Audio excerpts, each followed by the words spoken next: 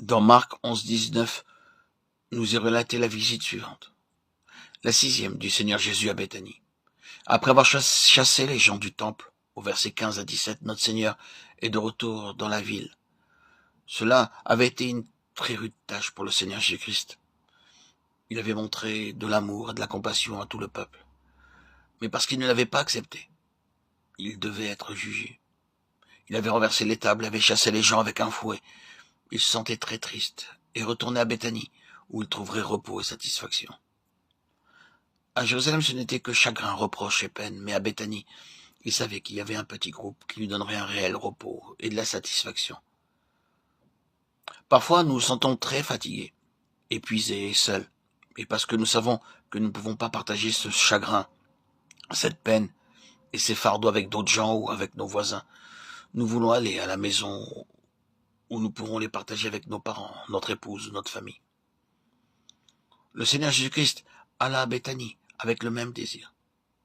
Il n'avait jamais considéré Jérusalem comme son foyer, mais c'était Béthanie, où il pouvait partager son fardeau et ses chagrins, un endroit où il pouvait être réconforté et fortifié. C'est un mystère.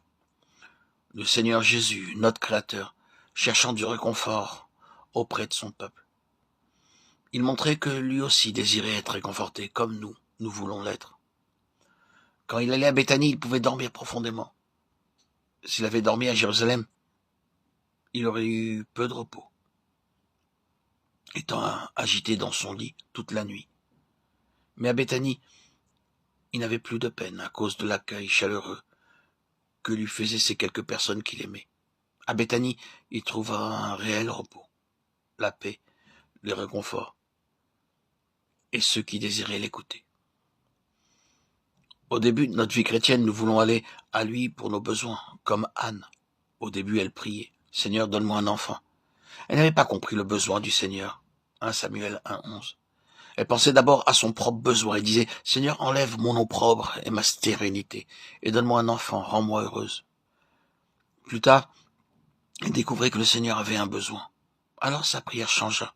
« Seigneur, si tu me donnes un enfant, je te le prêterai. » Ou, en d'autres termes, « S'il te plaît, Seigneur, donne-moi le privilège de satisfaire ton besoin. » Le Seigneur entendit sa prière. Il lui donna un fils qui satisfit son besoin et celui de son peuple. Au début, nous aussi, nous prions pour nous-mêmes, et notre fardeau se trouve centré sur notre famille.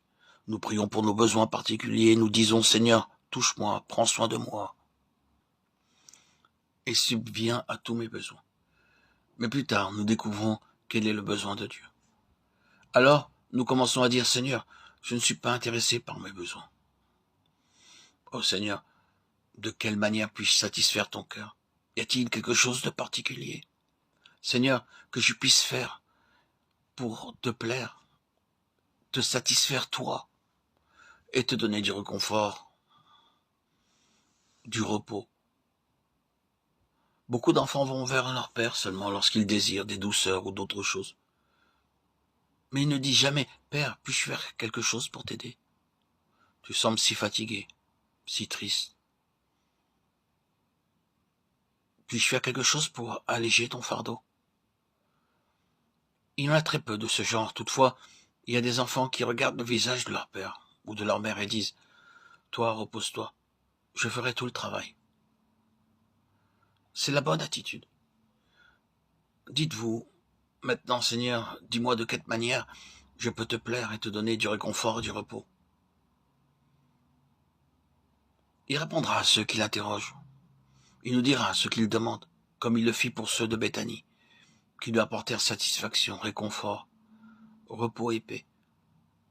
Si nous voulons croître spirituellement, notre attitude quotidienne sera, Seigneur, je ne m'intéresse pas à mes problèmes ou à mes besoins, quels qu'ils soient.